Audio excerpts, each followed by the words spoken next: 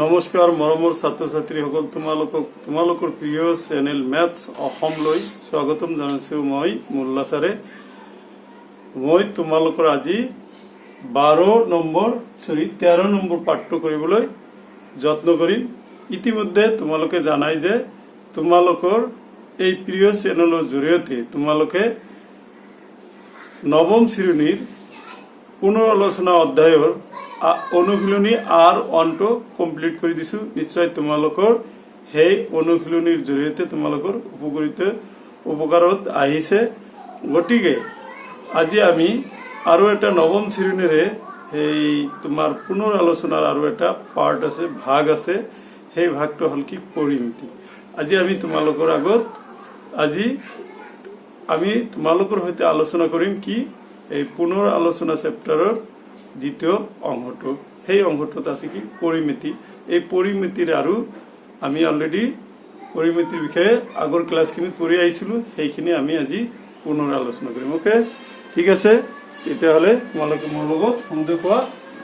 যে পৰিমিতি হল ইংৰাজীত ইয়াক মেনচুৰেশ্যন বুলি কোৱা হয়। এই পৰিমিতিৰ জৰিয়তে আমি সাধাৰণতে কি বুজো যে পৰিসীমা আৰু কালি সম্পৰ্কে আমি জানো, পেৰিমিটাৰ এণ্ড এৰিয়া। এই পৰিমিতিত আমি কৰিম কি পৰিসীমা আৰু কালি। তোমালোকৰ এই পৰিসীমা আৰু কালি তোমালোকৰ এটা আছে ত্ৰিভুজ সম্বন্ধীয় কালি এটা চেপ্টাৰ আছে, আৰু আয়তন আৰু ঘনফল আছে। সেইখিনি কালি আৰু আয়তন বুলি এটা চেপ্টাৰ আছে, তাতে লাগিব 13 নম্বৰ। গতিকে তোমালোকৰ কাৰণে পৰিসীমা আৰু কালিৰ বা পৰিমিতিৰ এই খণ্ড খুব দৰকাৰী। ইয়াতে তোমালোকৰ প্ৰাইমাৰী বস্তুখিনি ধুনীয়াকৈ দিয়া আছে, আৰু বহুতেই তোমালোকৰ মাজৰ বহুতেই কিন্তু এই পৰিমিতিক বেয়া পোৱা। মোৰ চেষ্টা থাকিব তোমালোকক ভাল পোৱাই দিয়া। গতিকে এইখিনি এই অধ্যায়ৰ এই অংশখিনি শেষ কৰোঁতে অলপ সময় লাগিলেও মোৰ পৰিশ্ৰম বেছি হ'ব, হ'লেও মই কিন্তু গোটেই কেইটা অংক ধুনীয়াকৈ বুজাই দিবলৈ ট্ৰাই কৰিম। ওকে, তোমালোকে গতিকে ভিডিঅ'টো নাটানি শেষলৈকে চাবা, আৰু চাবা যে শেষলৈকে তোমালোকে কিবা কিবি পায়ে থাকিবা, কিবা কিবি নতুনত্ব পাবা, যিখিনি তোমালোকে ইয়াৰ আগত কোনো শিক্ষকৰ পৰা কি জানিবা তোমালোকে পোৱা নাই। গতিকে to watch new things from your favourite channel, stay with me. Okay, ঠিক আছে। তেতিয়াহ'লে পৰিমিতি পঢ়াৰ আগতে, পৰিসীমা আৰু কালি পঢ়াৰ আগতে আমি বক্ৰৰ বিষয়ে পঢ়িম। ধৰা এইটো এটা কি বক্ৰ বুলি ক'লে বক্ৰৰেখা বুলি কওঁ। বক্ৰৰেখা মানে আমি সৰল ৰেখা দুই প্ৰকাৰ পাইছিলো, যে সৰল ৰেখা কি ৰেখা কি আছিল, অসংখ্য বিন্দুৰ সমষ্টিক ৰেখা বোলে। ৰেখা দুই প্ৰকাৰ আছিল, ৰেখাৰ শেষ নাই, ৰেখা দুই সৰল ৰেখা আৰু বক্ৰৰেখা। সৰল ৰেখা হল যি ৰেখাৰে গলে আমি দিশ পৰিৱৰ্তন কৰিব নালাগে, অৰ্থাৎ যি ৰেখা পোন তাক আমি সৰল ৰেখা কৈছিলো, আৰু বক্ৰৰেখা হল যি ৰেখাৰে গলে আমি দিশ পৰিৱৰ্তন কৰে, অৰ্থাৎ যি ৰেখাৰ দিশ পোন নহয় তাক কি বুলি কোৱা হয়, বক্ৰৰেখা বুলি কোৱা হয়। ওকে, গতিকে আমি সেই ইয়াৰ বক্ৰৰ অন্তভাগ বুলি কোৱা হয়। এইটো বক্ৰৰ অন্তভাগ, এইটো বক্ৰ বুলি কোৱা হয়, এইটো বক্ৰ বহিভাগ বুলি কোৱা হ'ব। ওকে, বক্ৰ এইটো অন্তভাগ, বক্ৰ এইটো কি বুলি কোৱা হয়, অন্তভাগ, আৰু এই বাহিৰখিনি কি হয়, বহিভাগ। ওকে, এইখিনি হল বহিভাগ, আৰু এইটো বক্ৰৰ ভূত বা বক্ৰ বুলি কোৱা হয়। ওকে, এইখিনি হল তোমালোকৰ পৰিমিতিৰ হেৰি। ওকে, গতিকে পৰিমিতিৰ আমি আৰম্ভ কৰাৰ আগতে এইখিনি বস্তু জানিব লাগিব। এতিয়া মই কিন্তু শৰ্ট কৰি বুজাই দিছো, কাৰণ তোমালোকৰ এইখিনি নাজানিলে আকৌ অংকখিনি নোৱাৰিবা, হয়নে? নোৱাৰিবা, সেইকাৰণে মই বুজাই দিছো, মই পৰিশ্ৰম কৰিছো তোমালোকৰ কাৰণে। ওকে, এতিয়া হল পৰিসীমা আৰু কালি যে আমি কৈছিলো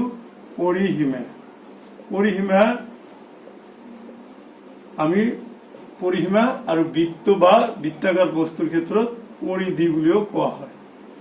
পৰিধি ওকে বৃত্তাকাৰ বস্তু হলে এটা পৰিধি বুলি কয় পৰিসীমা মানে পেৰিমিটাৰ ইংৰাজীত ইয়াক কি বুলি কয় পেৰিমিটাৰ ওকে ইংৰাজীত ইয়াৰ নাম হল পেৰিমিটাৰ আৰু বৃত্ত বুলি কয় এইটো কি হ'ব সাৰ্কামফাৰেন্স বুলিও কোৱা হয় ওকে ঠিক আছে তো এই পৰিসীমা বা পৰিধিটো কি আমি কি এটা বস্তু ধৰা এটা এটা বস্তু আছে হ্যাঁ ইয়াৰ চাৰি সীমা এই সীমাবিলাক যোগমাগ কৰি এই সীমাৰ যোগফল কৰিলে যি হয় এটো হ'ব কি পৰিসীমা পৰিসীমা মানে চাৰি বেৰৰ সীমা চাৰিটা বেৰ থাকিলে চাৰি বেৰৰ সীমা মানে চাৰি বেৰৰ সীমা মানে বক্ৰাকাৰ বস্তুৰ গোটেই বক্ৰৰ দৈৰ্ঘ্যৰ যোগফলে হল কি পৰিসীমা ওকে আনহাতে পৰিসীমাটো বুজি পালা পৰিধি মানে কি বৃত্তাকাৰ বস্তু হ'ব লাগিব বৃত্তাকাৰৰ এইখিনি ইয়াৰ পৰা ষ্টাৰ্ট কৰিছো না ইয়াৰ পৰা আকৌ ঘূৰি ঘূৰি ঘূৰি ঘূৰি ইয়ালৈকে আহিলে যিখিনি দূৰত্ব হ'ব এইখিনি কি বুলি কোৱা হ'ব পৰিসীমা বুলি কোৱা হ'ব এইখিনি কি কম পৰিসীমা বুলি পৰিধি বুলি কম বৃত্ত বুলিকে এনে আমি পৰিসীমাও বুলি ক'লেও ভুল নহ'ব ওকে এতিয়া আহিল কি বুজি পাইছে নে পৰিসীমাটো মই কিন্তু অলপ শৰ্ট কৰি দিছো এইকাৰণে দিছো এইখিনি বস্তু বহুত আছে শিকিব লগা মানে 2 বছৰ 3 বছৰৰ কোৰ্সটো এই আধা ঘন্টা 1 ঘন্টাৰ শেষ কৰা নাযায় ওকে গতিকে তোমালোকে জানাই মই জাস্ট ৰিক্যাপ কৰি দিছো যিবিলাকে নাজানা হিয়তৰ কাৰণে ভাল হ'ব মই ধৰি লৈছো তোমালোকে কোনেও নাজানা সেই হিচাপে মই পঢ়াই আছো সবকৈ তাৰ পিছত হল কালি কালিৰ আৰু এটা নাম আছে কি ক্ষেত্ৰফল কিছুমান কিতাপত বা পৰীক্ষাত তোমালোকে ক্ষেত্ৰফল বুলি পাব পাৰা সেইকাৰণে মই কালি ক্ষেত্ৰফল বুলিও কৈছো মই কৈছো মানে কি কিতাপ বেলেগ বেলেগ কিতাপত পাবা ইংৰাজীত ইয়াক কি বুলি কোৱা হয় এৰিয়া বুলি কোৱা হয় এৰিয়া নো কি মই যে এনেকুৱা এটা ছবি আঁকি দিছিলো ইয়াৰ ভিতৰত যিখিনি ঠাই আছে এইখিনি পৰিমাণটো হল কি এৰিয়া আৰু বা কালি মানে ইয়াৰ চাৰি সীমাৰ ভিতৰত যিখিনি বস্তু থাকে যিখিনি ঠাই থাকে যিখিনি যেইটাই থাকক সেইখিনি হল কালি বুজিছা এই কালি হল কি কালিৰ একক এৰিয়াৰ একক সকলো সময়তে তোমালোকে বৰ্গ একক বুলি দিবা বৰ্গ একক একক যদি আমাৰ মই কিয় আগতে কৈ দিছো তাতে লাগিব এইটো যদি কি কোৱা ইংৰাজীত কয় স্কয়াৰ ইউনিট এই ইউনিটটো যদি সেন্টিমিটাৰ হয় তোমালোকে তেতিয়া কি ক'ব লাগিব বৰ্গ সেন্টিমিটাৰ ওকে নিশ্চয় বুজি পাইছা এৰিয়া আৰু কি পেৰিমিটাৰ কালি আৰু পৰিসীমা তোমালোকে নিশ্চয় বুজি পালা এতিয়া আহা কিছুমান এৰিয়া বা পেৰিমিটাৰৰ পৰিসীমা আৰু কালিৰ কিছুমান আমি কি কৰিম সূত্ৰ কৰিম ওকে 1 নম্বৰৰ পৰা আমি স্টাৰ্ট কৰো সূত্ৰকেইটা আগতে লিখি দিও আৰু অলপ অলপ তাৰ পিছত অলপ অলপকৈ বুজাই দিবলৈ যত্ন কৰিম ফাৰ্ষ্টত যাও ত্ৰিভুজ কিছুমান প্ৰয়োজনীয় সূত্ৰ কিছুমান অতি প্ৰয়োজনীয়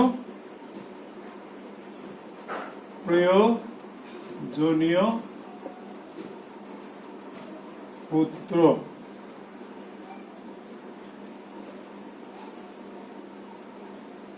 some important formula ওকে এই প্ৰয়োজনীয় সূত্ৰখিনি তোমালোকক এই কাৰণে দিছো এই সূত্ৰখিনি মই যে আগতেই কৈ আছিলো নহয় তোমালোকে যিমান দিন জীয়াই থাকিবা যিমান দিন পঢ়া শুনা কৰিবা ধৰা এতিয়া তোমাৰ নিজৰ কাৰণে লাগিব কেইদিন পিছত তোমাৰ ভাইটি ভণ্টিৰ কাৰণে লাগিব কেইদিন পিছত আকৌ যেতিয়া তোমালোকৰ বিয়া বাৰু হ'ব তেতিয়া তোমালোকৰ ল'ৰা ছোৱালীৰ কাৰণে লাগিব গতিকে গণিতৰ যিবিলাক সূত্ৰ আছে সেইখিনি কিন্তু গোটেই জীৱন জুৰি আমাক লাগে আজীৱন লাগে আৰু মই আজি তোমালোকৰ যিখিনি পৰিমিতি যিখিনি সূত্ৰবিলাক কৰাই আছো এইখিনি কিন্তু গোটেই জীৱন জুৰি তোমালোকক লাগিব আৰু তোমালোকৰ সায়েন্স পঢ়িলেও লাগে আৰ্টস পঢ়িলেও লাগিব তাৰ পিছত তোমালোকৰ যদি কম্পিটিটিভ এক্সামিনেশন দিব খোজা আজিকালি কম্পিটিশনৰ যুগ মা দেউতাকে কৈ থাকে নহয় এই তুমি ভালকৈ পঢ়া আজিকালি কিন্তু কম্পিটিশনৰ যুগ কম্পিটিশনত পালেহে চাকৰি বাকৰি পাবা বা পৰীক্ষাত বেলেগ পঢ়া শুনা কৰিব পাৰিবা যেনেকৈ যদি কোনোবাই ডক্টৰ হ'ব খোজে তেতিয়াহ'লে মেট্ৰিকত ভাল নম্বৰ লৈ পাছ কৰিব লাগিব সায়েন্সৰ নলেজ ভাল থাকিব লাগিব মেথছৰ নলেজ ভাল থাকিব লাগিব তাৰ পিছত হায়াৰ সেকেন্ডাৰী সায়েন্সত ভাল ৰেজাল্ট কৰি তাৰ পিছত নিট NEET এই নিট এটা মেডিকেলৰ এটা পৰীক্ষা হয় অল ইণ্ডিয়া লেভেলত সেই পৰীক্ষাখনত যদি আমি পৰীক্ষা দিও আৰু তাতে যদি আমি কোৱালিফাই কৰো then you will be a doctor okay ইমান সহজ নহয় আৰু তাৰ কাৰণে তোমাৰ এলিমেন্টাৰী বস্তুখিনি কিন্তু খুব দৰকাৰ কোনোবাই ডক্টৰ ইঞ্জিনিয়াৰ হ'ব নোৱাৰিলে কোনোবাই যদি শিক্ষক মোৰ নিচিনা শিক্ষক হ'ব খোজা তেতিয়াহ'লেও তোমালোকৰ কিন্তু শিক্ষক হলে আৰু অংক আৰু ইংৰাজী তোমালোকৰ কাৰণে very very important very very essential very very important okay গতিকে তোমালোকক মই এই সূত্ৰখিনি হেকানে কৈছো যে তোমালোক অলপ ভালকৈ মনোযোগ দিয়া কিছুমান আছে মই চাও কিছুমান আছে কি ভিডিওখিনি ললে আৰু সাৰৰ ভিডিও লৈছো লৈ এনেকৈ কাটি কাটি চাবা চাই কিন্তু নাচাবা তোমালোকৰ ইমান হেৰি নহয় পাৰ ডে তোমালোকৰ আধা ঘন্টা 40 মিনিটে তোমালোকৰ খৰচ হ'ব ইমান হেৰি কিছুমান হোৱাটছএপ ইমান ডাটা তোমালোকে নষ্ট কৰা হোৱাটছএপ বা ফেসবুকত কি কৰি মেসেজ দি চ্যাটিং কৰি তোমালোকে খৰচ কৰা গতিকে মা দেউতাকৰ বাধ্য সন্তান হোৱা আৰু মোৰ লেসনখিনি তোমালোকে মোবাইলত ধুনীয়াকৈ শুনি যোৱা চাবা তোমালোকৰ নিশ্চয় উপকাৰ হ'বই মই এটো গ্যাৰান্টি দি ক'ব পাৰো আৰু যিখিনি শুনি আছা কৰি আছা নিশ্চয় হিতে ভাল পাইছা আৰু তোমালোকে শুনি ভিডিওটো কাটি নিদি তোমালোকে কি কৰিবা তোমালোকৰ বন্ধু বৰ্গৰ লগত শেয়াৰ কৰিবা যাতে মোৰ চেনেলটো অলপ প্ৰচাৰ হয় আৰু হিহঁতৰো উপকাৰ হয় প্ৰচাৰ হোৱা মানে কি মই যেহেতু গভৰ্নমেন্ট চাকৰি কৰো গতিকে গভৰ্নমেন্ট চাকৰি কৰো মোৰতো ইয়াত কোনো হেৰি নাই তোমালোকৰ যেহেতু দৰকাৰ তোমালোকৰ হেৰি তোমালোকৰ মানে যাতে উন্নতি হয় একাডেমিক কেৰিয়াৰটো ভাল হয় সেই হেতুকে মই কিন্তু এই ভিডিও ক্লাছখিনি কৰি আছো ওকে নিশ্চয় তোমালোকৰ ভাল লাগিছে ওকে মই কি কৈছিলো যে কিছুমান অতি প্ৰয়োজনীয় সূত্ৰ এই সূত্ৰত আমি 10-12টা মান পৰিসীমা আৰু কালিৰ সূত্ৰ আমি পঢ়িবলৈ যত্ন কৰিম আহো এতিয়া আমি 10-12টা মান পৰিসীমা আৰু কালিৰ সূত্ৰ পঢ়িবলৈ যত্ন কৰো নিশ্চয় তোমালোকৰ এই সূত্ৰৰ জৰিয়তে তোমালোকৰ নিশ্চয় উপকাৰত আহিব বুজি পাইছে নে গতিকে আমি কি কৈছিলো যে এই সূত্ৰৰ প্ৰথম সূত্ৰটো লিখো কি ত্ৰিভুজৰ কাল পৰিসীমা বিলাক লিখিলো আগত এটাৰ পৰিসীমা কালি একেলগে লিখিম আগত ত্ৰিভুজৰ বেলগে পৰিসীমাটো লিখো ত্ৰিভুজৰ পৰিসীমা ইতে ত্ৰিভুজ নজনা লৰা ছোৱালী প্ৰায় বিচাৰিলে নাপামে হয়নে ত্ৰিভুজ জানে তথাপি মই এবাৰ মানে 10 সেকেন্ডৰ কাৰণে কৈ দিছো যে তিনিটা বাহুৰে আগৰি থকা বন্ধ সমতল ক্ষেত্ৰ ত্ৰিভুজ বলে এনেকুৱা এইটো তিনিটা বাহু আছে আগৰি বন্ধ থাকিব লাগিব ইয়াক আমি কি বুলি কও ত্ৰিভুজ বুলি কও জানাই তথাপি মই এই যে পুনৰ আলোচনা নহয় চেপ্টাৰৰ নাম কিয়নো আমি পুনৰ আলোচনা কৰিছো ওকে ত্ৰিভুজৰ পৰিসীমা হ'ব বাহু তিনিটাৰ যোগফল বাহু তিনিটাৰ যোগফল এটা ত্ৰিভুজৰ কেইটা বাহু থাকে ছবিখনত চোৱা ইয়াতে কেইটা বাহু থাকে এটা বাহু দুটা তিনটা এইটো বাহুৰ মাপ যিমান এইটো বাহুৰ মাপ কিমান এইটো বাহুৰ মাপ কিমান গতি ধৰা এইটো 3 দিলো এইটো 4 দিলো এইটো 3 দিলো তেতিয়া এই ত্ৰিভুজৰ পৰিসীমাটো কি হ'ব এইটো যোগ এইটো ইয়াক আমি শর্টকাট কিছুমান কিতাবত a plus b plus c বুলিও লিখা আছে কাৰণ কি এইটো বাহু যদি আমি a ধৰো এইটো যদি b ধৰো এইটো c ধৰো হৈছে এনেকৈ লিখিব পাৰি নিশ্চয় তেতিয়াহ'লে তোমালোকৰ ত্ৰিভুজৰ পৰিসীমানো কেনেকৈ উলিয়াই সেই বিষয়ে নিশ্চয় তোমালোকে গম পালা আচ্ছা এতিয়া নেক্সট নম্বরটা হল আরো একটা ত্রিভুজ পাইছো আমি কি সমবাহু ত্রিভুজ। সমবাহু ত্রিভুজ মানে সম মানে সমান, বাহু মানে বাহু। যি ত্ৰিভুজৰ তিনিটা বাহুৰ মাপ সমান তাক কি বুলি কোৱা হয় সমবাহু ত্ৰিভুজ। তোমালোকে আৰু এটা কথা মনত কৰিবা, সমবাহু ত্ৰিভুজৰ কিন্তু কোণ তিনিটাও সমান আৰু প্ৰতিটো কোণৰ মাপ 60 ডিগ্ৰী। ওকে, সমবাহু ত্ৰিভুজৰ বাহু তিনিটা সমান আৰু প্ৰতিটো বা তিনিটা কোণও সমান আৰু প্ৰতিটো কোণৰ যোগ 60 ডিগ্ৰী। মনত ৰাখিবা। গতিকে আমি এতিয়া লিখিম কি সমবাহু ত্ৰিভুজৰ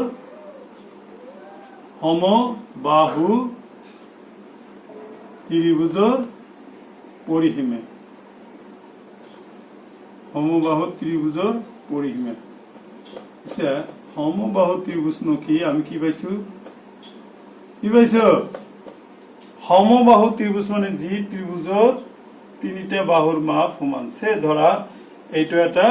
সমবাহু ত্ৰিভুজ, ধৰা ইয়াৰ নাম দিছো এ বি সি। এই তিনিটা বাহু সমান, এই তিনিটা বাহু সমান কাৰণে ইয়াক কি বুলি কোৱা হয় সমবাহু ত্ৰিভুজ বুলি কোৱা হয়। তেতিয়া তিনিটা বাহুৰ মাপ সমান, ধৰা এইটো আমি এ দিছিলো, এইটো এ হব, এইটো এ হব। গতিকে কি হব সমবাহু ত্ৰিভুজৰ পৰিসীমা কি হব এ প্লাস এ প্লাস এ। এ যোগ এ কৰিলে কি হয় এ কিউব হয় নে 3a হয়? 3a ভুল নকৰিবা, কিছুমানে এ কিউব দিয়ে। এইটো হল পূৰণ ফল, তিনটা ইয়াতে পূৰণ থাকিলে এনেকুৱা হয় আৰু এইটো যোগ থাকিলে তিনিটা সন্মুখত হব। ওকে, আৰু এইটো পূৰণ থাকিলে ওপৰত যাব, ঘাত হব। ওকে, এইটো হল সমবাহু ত্ৰিভুজ। গতিকে সমবাহু ত্ৰিভুজৰ আমি পৰিসীমা কি লিখিম, তিনিটা এটা কমন পালো, এটা বাহুৰ যোগ, এটা বাহুৰ দিক, এটা বাহুৰ দিক বা যোগ, এইটোই হল সমবাহু ত্ৰিভুজ। বুঝি পাইছা? এইটোই হল সমবাহু ত্ৰিভুজৰ পৰিসীমা। নিশ্চয় তোমালোকৰ এইখিনি তোমালোকে ধুনীয়াকৈ বুজি পাইছা। এতিয়া বাৰু এই ত্ৰিভুজৰে কালিৰ বিষয়ে পঢ়িম। কালিটো জানাই, কালি হল ভিতৰৰ ঠাইৰ পৰিমাণ বা কিমানখিনি ঠাই আগুৰি আছে। ওকে, এতিয়া জানোই আমি ত্ৰিভুজৰ কালি। ত্ৰিভুজৰ কালি কি হব পাইছানে? ত্ৰিভুজৰ কালি শুনিছা, পাহৰি গৈছা। ত্ৰিভুজৰ কালি কি হব হাফ ইন্টু ভূমি ইন্টু উন্নতি। ওকে, হাফ ইন্টু ভূমি ইন্টু উন্নতি। সে ধৰা এইটো এটা ত্ৰিভুজ লৈছো হা, এইটো ধৰা উন্নতি হা, এইটো হব ভূমিৰ যিটোৰ ওপৰত ত্ৰিভুজ এটা থিয় হৈ আহে, যি বাহুৰ ওপৰত, সেই বাহুটোক কি বুলি কোৱা হয় ভূমি। এইটো হল ভূমি হয়নে? এইটো হল উন্নতি বা উচ্চতা বা লম্ব হৈছে, বা উচ্চতাও বুলি কোৱা হয় কোনো কোনো কিতাপত, আৰু পৰীক্ষাত পাবা বা লম্ব বুলি কোৱা হয়। ওকে, এইটো ভূমি, এইটো হব উন্নতি। আমি ভূমিৰ ইংৰাজী নাম হল বেস, BASE, বেস, আৰু উন্নতিৰ হল হাইপোটেনাস। সেইকাৰণে এইটোক বি দি বুজাব পাৰো, এইটোক এইচ দি বুজাব পাৰো। কেতিয়াবা আমি এইটো half into V into H দিও বুজা হয়। ইয়াতে লিখিবা বৰ্গ একক, মানে এককটো কি হব, যি একক লয় সেইটো কি হব বৰ্গত প্ৰকাশ কৰিব লাগিব। ওকে, এতিয়া তোমালোকে নিশ্চয় বুজি পাইছা যে ত্ৰিভুজৰ কালি কি। ত্ৰিভুজৰ কালিটো হল কি হাফ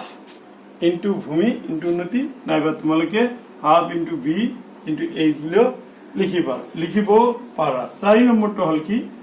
সমবাহু। এই ত্ৰিভুজৰ কালি সম্পৰ্কে কিন্তু তোমালোকৰ এটা চেপ্টাৰ আছে কি,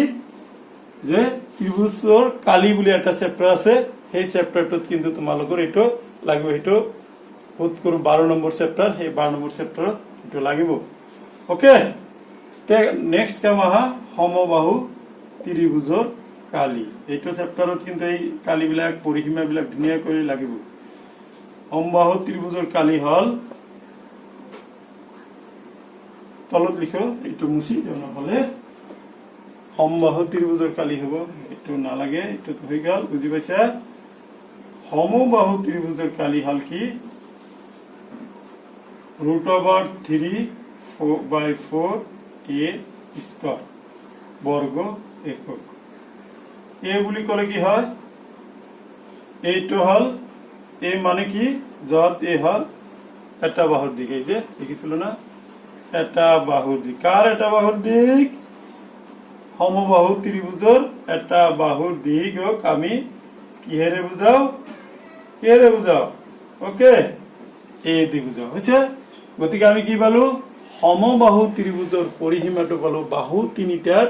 যোগফল অর্থাৎ a plus b plus c ও লিখিব পারা ইয়াতে তুমি এনেকৈ লিখিব পারা 3 into a ও লিখিব পারা ওকে তাৰপিছত ত্ৰিভুজৰ কালি আমি কি লিখিব পাৰো হাফ into ভূমি into উন্নতি অর্থাৎ ভূমিক যদি b দি বুঝাও এই উন্নতিক যদি h দি বুঝাও half into b into h বর্গ একক তাৰপিছত ইয়াতো বর্গ একক হ'ব কালি সকলো সময়তে কি হয় বর্গ একক এটো কিন্তু মনত ৰাখিবা এককটো বৰ্গ সেন্টিমিটাৰ আছে তাহলে বৰ্গ সেন্টিমিটাৰ দিবা সমবাহু ত্ৰিভুজৰ কালি কি হ'ব √3/4 a স্কয়াৰ এই হল এটা বাহুৰ দিক ক্লিয়াৰ তো এইখিনি হল কি তোমালোকৰ ত্ৰিভুজ সম্বন্ধীয় কালি আৰু পৰিসীমা এতিয়া আমি যাম নেক্সট পাৰ্টত ওকে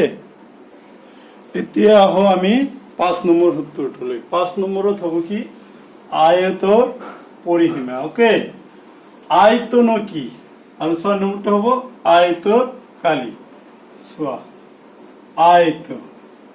আয়ত কাক বলে আগতে এইখিনি বস্তু আমাক ভালকৈ জানিব লাগিব তেতিয়াহে পাৰিবা ওকে আগতে মেইন বস্তুখিনি যদি নাজানা তোমালোকে কেনেকৈ পাৰিবা এটো কি হ'ব যে এটো এটা আয়ত আয়ত কাক বলে যি চতুৰ্ভুজৰ বিপৰীত বাহু দুজৰ সমান আৰু সমান্তৰাল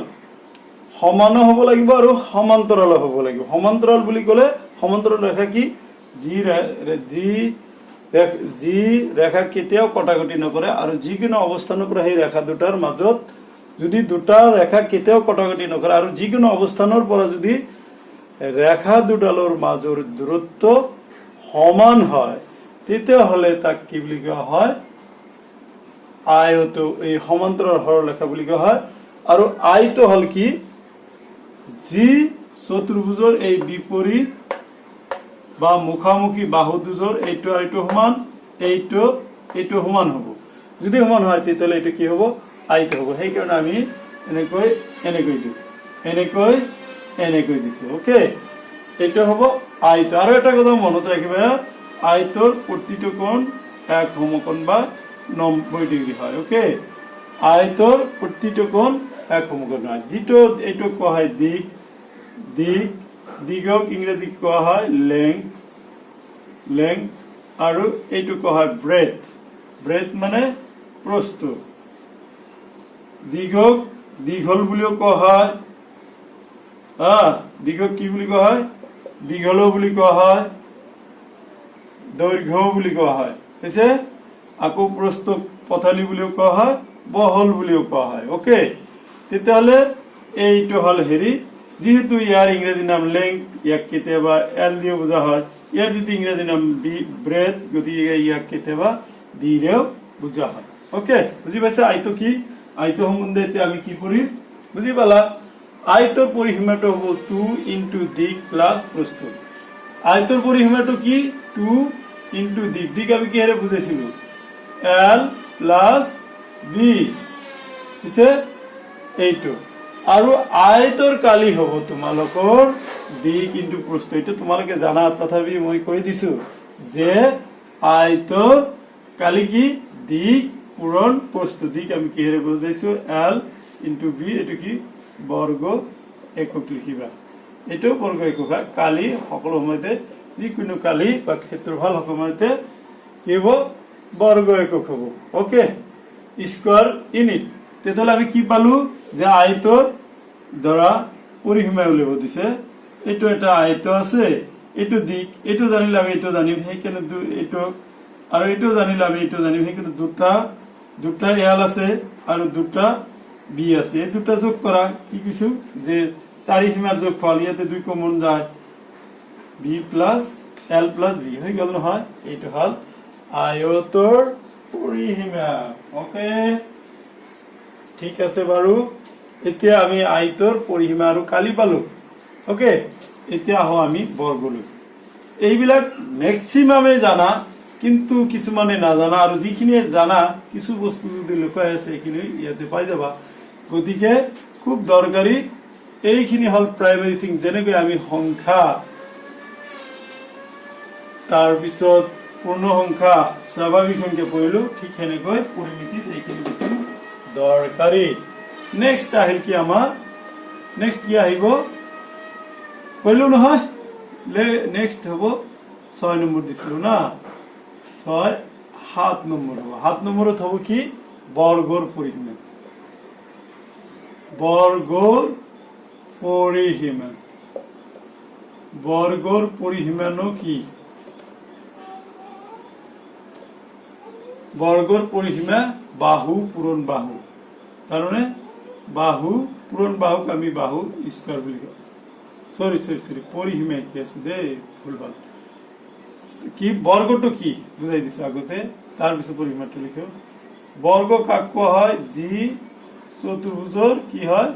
চাৰিটা বাহুৰ মাপ সমান হয় আৰু চাৰিটা কোণৰ মাপ সমান হয় তাক কি বুলি কোৱা হয় বৰ্গ বুলি কোৱা হয় বৰ্গৰ কি হ'ব লাগিব চাৰিটা বাহুই সমান আৰু চাৰিটা কোণেই সমান হ'ব গতিকে ইয়াক আমি কি বুলি কম বর্গ সেই হেতুকে যেহেতু এইটো যদি আমি এ দিওঁ এইটো এ দিওঁ এইটো এ দিওঁ এইটো এ দিওঁ সমান তেতিয়াহ'লে লিখিব এ প্লাস এ প্লাস এ প্লাস এ ধৰা চাৰিটা এ আছে মানে যিকোনো দিব পাৰা বাহু আছে বাহু দিলো নহলে বাহু এ দিব মানে শৰ্টকাট লেখাৰ কাৰণে এইটো লিখো চাৰিটা বাহু হ'ব চাৰিটা বাহু পূৰণফল 4a হল বৰ্গৰ পৰিসীমা হ'ব 4 ইনটু বাহুৰ দিগও লিখিব পাৰা বা বাহুৰ যোগ লিখিব পাৰা বাহুৰ দিক আৰু ইয়াক আমি শর্টকাট কেনেকৈ লিখিম 4 ইনটু a 4 ইনটু a আমি 4a বুলি লিখিব পাৰো ওকে তাৰ পিছত আহিল কি বৰ্গৰ কালি ওকে বৰ্গৰ কালিটো চোৱা বৰ্গৰ কালি হ'ব তোমাৰ এছে বৰ্গৰ কালি এই যে মই যে লিখিছো বাহু পূৰণ বাহু বাহু আৰু বাহু পূৰণ কৰি কি হ'ব বৰ্গ একক বাহু আৰু বাহু পূৰণ কৰি কি হ'ব এ আৰু এ পূৰণ কৰি কি হয় এ পূৰণ এ কি লিখিম 2 এ লিখিম না স্কয়াৰ লিখিম এ স্কয়াৰ লিখিম গতিকে বাহু আৰু বাহু পূৰণ কৰি লিখিব বাহু স্কয়ার আমি যেহেতু কেতিয়াবা এ দি বুজাও গতিকে এ স্কয়ার লিখিব পাৰো এটো বৰ্গ একক বুঝছে এইখিনি হল বৰ্গ কালি আৰু পৰিসীমা বুজি পাইছানে তাৰ পিছত আহিব আমাৰ কি সামান্তৰিক হ'ব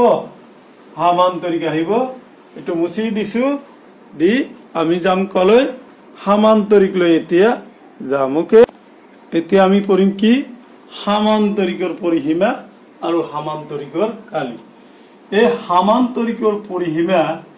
আৰু সামান্তৰিকৰ কালি জনাৰ আগত সামান্তৰিক নো কি সেই বিষয়ে আগতে আমি জানি লওঁ ওকে সামান্তৰিক জানানে এই এনেকৈ দিলে এটো কি হ'ব সামান্তৰিক সামান্তৰিকৰ কি হয় যি চতুৰ্ভুজৰ কি হয় বিপৰীত বাহুবোৰ সমান আৰু সমান্তৰাল নিশ্চয় তোমালোকে পাই আহিছে দেখিছে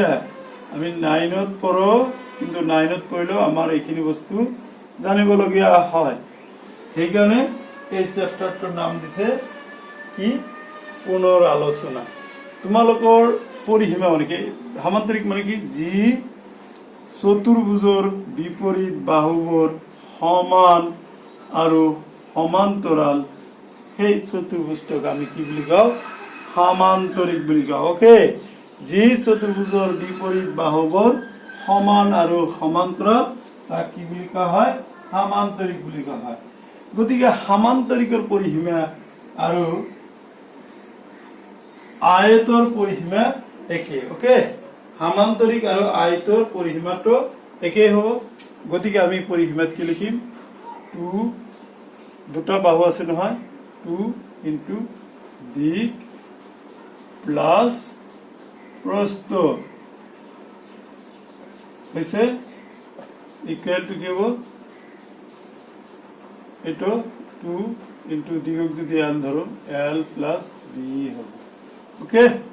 এতিয়া আহিল আমাৰ নেক্সট পইণ্ট সামান্তৰিক বুজি পাইছা সামান্তৰিক এইটো নাম দিলো এ বি সি ডি যদি নাম দিও হলনে সামান্তৰিকৰ কালি হ'ব কি এইটো হল কি সামান্তৰিক যিটোৰ ওপৰত সেইটো কয় ভূমি ইয়াৰ ওপৰত যদি আমি উচ্চতা বা লম্বটানো এই উচ্চতা লম্বক কি বুলি কয় উন্নতি বা উচ্চতা বুলি কোৱা হয় আৰু এইটো হ'ব কি ভূমি ভূমি কিহেৰে বুজাও ভূমিক বি ৰে বুজাও আৰু ইয়াক এইচ ৰে বুজাও গতিকে সামান্তৰিকৰ কালি হ'ব কি ভূমি ভূমি ইনটু উন্নতি তাৰপিছত বৰ্গ দিব লাগিব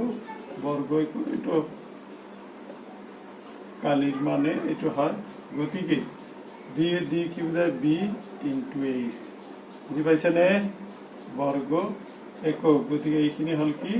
সামান্তৰিকৰ কালি আৰু পৰিসীমা হয়নে এতিয়া আমি সামান্তৰিক আৰু সেইটো কৰিলো এতিয়া আমি যাও বৃত্তত যাও আৰু দুটামান আছে দুটামান হলে হৈ যাব দুটা দুটা চাৰিটা আছে বৃত্ত আৰু অৰ্ধবৃত্ত দেখিলো বৃত্তৰ পৰিসীমাটো চাও একচুয়ালি কি এইবিলাক হল সমতলিক চিত্ৰৰ সূত্ৰ সমতলিক চিত্ৰ মানে কি 2D পিকচাৰ তোমালোকৰ পৰিমিতি চেপ্টাৰটোত হেৰি পাবা 3D কিছুমান পাবা 11 নম্বৰটো কি হল যে বৃত্ত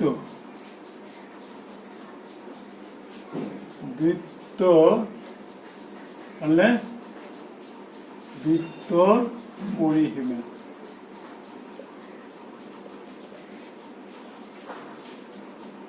বৃত্তৰ পৰিসীমা হ'ব কি বা পৰিধি বৃত্তৰ বুলিকে মই কৈছিলো না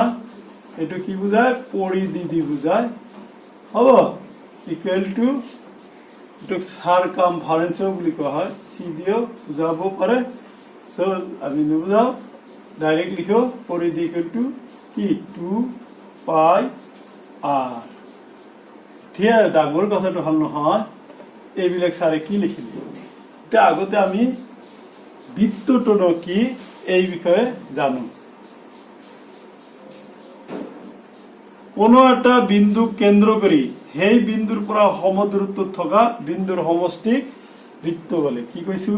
কোনো এটা বিন্দু ধৰিলো এটো ও বিন্দু দিছো ইয়াক কেন্দ্ৰ কৰি মানে কম্পাসৰ জংঘামটো ইয়াতে ধৰিলে এনেকৈ